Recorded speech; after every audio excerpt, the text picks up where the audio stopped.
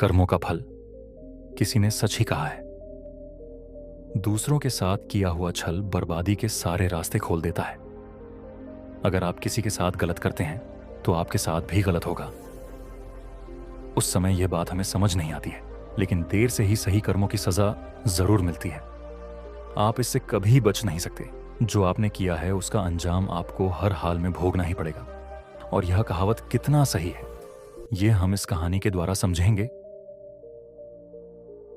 जब गौतम बुद्ध एक सभा कर रहे थे, तभी एक व्यक्ति ने उनसे पूछा, हे बुद्ध, कर्मों का फल कैसे मिलता है?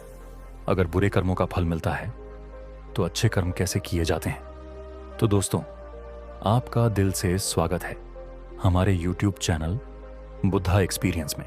चलो कहानी शुरू करते हैं। गौतम बुद्ध ने कहा, मैं तुम्हें एक कहानी सुनाता हूं, तुम इसे ध्यान से सुनो। महात्मा बुद्ध अब अपनी कहानी की शुरुआत की। बहुत समय पहले की बात है। रामू और श्यामू नाम के दो भाई एक गांव में रहते थे। श्यामू अक्सर रामू को देखकर जलता था, क्योंकि रामू स्वभाव से बहुत अच्छा था। उसके दिल में सबके लिए दया और आदर भाव था। श्यामू का स्वभाव ऐसा था कि उसके दिल में दूसरों के लिए कोई दया नहीं था। वह हमेशा दूसरों का अनादर करता और नुकसान पहुंचाते रहता था। धीरे धीरे काफी वक्त गुजर गया। रामू श्यामू के माँ बाप इस दुनिया में नहीं रहे। रामू ने खूब अच्छे से उनका अंतिम संस्कार किया। वह गांव वालों को भोजन के लिए आमंत्रित किया और ब्राह्मणों को दान दक्षिणा देकर विदा किया। वह हर साल अपने माता पिता की बरसी पर ब्राह्मणों को भोजन कराता और दान देता।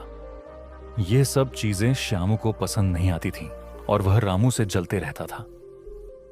एक बार अपने माता पिता की बरसी पर रामू ने अपने राज्य के राजा को आदर सत्कार के साथ बुलाया और राजा के सामने ब्राह्मणों और पूरे गांव को खाना खिलाया। ब्राह्मणों को दान भी दिया ताकि उसके माता पिता स्वर्ग में खुश रह सकें। तभी राजा ने श्यामू से पूछा, तुम्हारा भाई तुम्हारे माता पिता के लिए इतना कुछ करता है, तुम ऐसा क्यों नहीं करते हो? क्या तुम्हें यह समझ नहीं आता कि तुम भी अपने माता पिता के लिए कुछ कर सकते हो? श्यामू ने कुछ नहीं कहा और चुपचाप वहां से चला गया।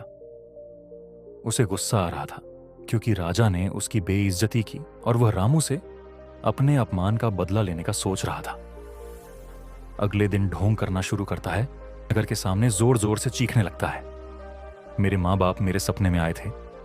वह स्वर्ग में खुश नहीं है कि कोई वहां जाकर उन्हें खाना बनाकर खिलाएं, वो तभी खुश रहेंगे। उन्होंने मुझसे सपने में कहा था, रामू को मेरे पास भेज दो, वह उनकी बहुत सेवा करता है, वह इसके साथ बहुत खुश रहेंगे। राजा कहते हैं, यह तो अच्छी बात है, लेकिन इसके लिए तो रामू को मरना पड़ेगा। रामू को यह सब समझ आ गया था कि यह सब केवल उसे फंसाने की चाल है, लेकिन वह फिर भी कहता है, चलो इस बहाने सेवा करता हूं। और उसने मरने के लिए तैयारी करना शुरू कर दी। वह राजा से कहता है, महाराज, आप अगले दिन नदी किनारे एक नाव का बंदोबस्त कराए। मैं नाव से कूदकर नदी में अपनी जान दे दूंगा और फिर स्वर्ग में जाकर अपनी मां बाप की सेवा करूंगा। राजा ने कहा, ठीक है, अगले दिन इन सभी चीजों की व्यवस्था कर दिया जाएगा। रामू नदी में कूद जाता है और सारे गांव वालों को पता चल जाता है कि रामू अब इस दुनिया में नहीं है। अब वह स्वर्ग की ओर चला गया है, माता पिता की सेवा करने के लिए। श्यामू बहुत खुश था कि उसका इकलौता भाई दुनिया में नहीं रहा। जो भी जमीन है अब वह सब मेरा है, मैं ही इसका मालिक बनूंगा। धीरे धीरे काफी दिन गुजर चले। एक दिन अचानक से राजा के दरबार के बाहर रामू बैठा होता है और जोर जोर से रो रहा होता है। आप पढ़ रहे हैं, कर्मों का फल। गौतम बुद्ध की शिक्षा पर राजा के सिपाही उसे दरबार में ले जाते हैं और पूछते हैं, यह चमत्कार कैसे हुआ? तुम जिंदा कैसे हो? तब रामू बताता है, मैं स्वर्ग में गया था। मैंने देखा मेरे माँ बाप अभी भी खुश नहीं है। वो मेरे पर गुस्सा हो रहे थे और कह रहे थे, तुम्हें तो खाना बनाने भी नहीं आता, तुमसे अच्छा तो श्यामू है जो तुमसे अच्छा खाना बना लेता है। तुम जाओ और उसे भेज दो। राजा श्यामू को बुलाते हैं और सारी बातें बता देते हैं और कहते हैं, तुम्हारे भाई ने माता पिता के लिए इतना त्याग किया है, अब तुम्हारी बारी है।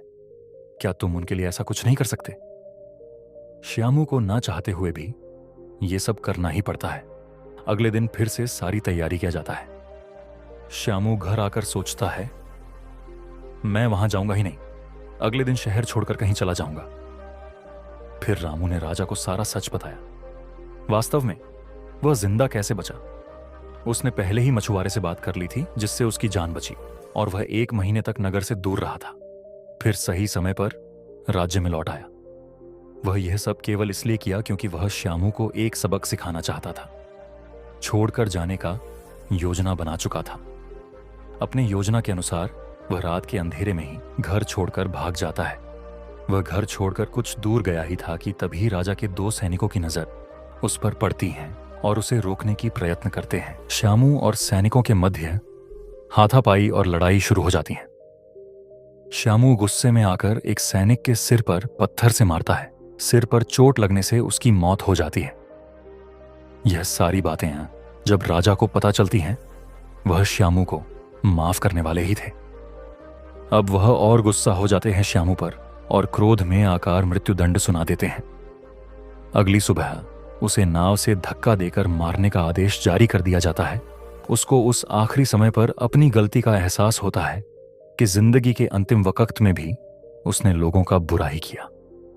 उसे भी अपने जीवन के आखिरी पलों में गलती का एहसास होता है।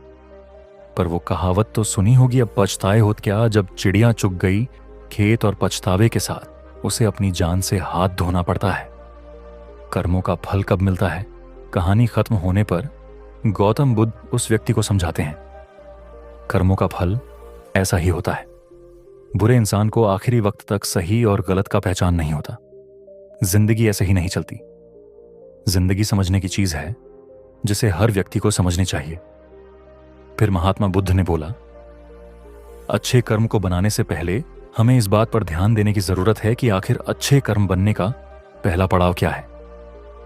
मनुष्य के द्वारा किए जाने वाले सभी कर्म उसके विचारों से बनते हैं। हमारी सकारात्मक या नकारात्मक सोच विचारों को जन्म देती है और वही विचार कर्म बनाते हैं। इस तरह सोच सकारात्मक होने पर ही अच्छे कर्मों का निर्माण हो सकता है। फिर उस व्यक्ति ने पूछा, पाप का फल कब मिलता है? तब महात्मा बुद्ध ने कहा, पाप का फल किए गए कर्म पर निर्भर करता है। अगर आप किसी के साथ गलत करते हैं तो आपके साथ भी जरूर गलत होगा। जब तुम दूसरों के लिए अच्छा करते हो तो बदले में तुम्हारे साथ भी अच्छा होता है। जब तुम किसी दूसरे का बुरा करते हो और तुम्हें लगता है कि तुम्हारे साथ बुरा नहीं होगा, यह भी हो सकता है उस वक्त तुम्हारे साथ कुछ बुरा ना भी हो, लेकिन कभी ना कभी इसका हर्जाना तुम्हें भुगतना ही पड़ता है। इसलिए तुम्हें किसी के साथ बुरा करने का कोई अधिकार नहीं है, क्योंकि कर्मों का फल कभी ना कभी मिलता जरूर है। तो हम इस कहानी से क्या सीखते हैं? इस कहानी से हमें यह शिक्षा मिलती है कि हमारे कर्मों का फल हमेशा हमारे साथ रहता है। अच्छे कर्म हमें सुख और शांति देते हैं, जबकि बुरे कर्म हमें पछतावा और दुख देते हैं। उम्मीद करते हैं आपको हमारी कर्मों का फल पसंद आई होगी। तो दोस्तों, वीडियो को लाइक और चैनल को सब्सक्राइब जरूर करें।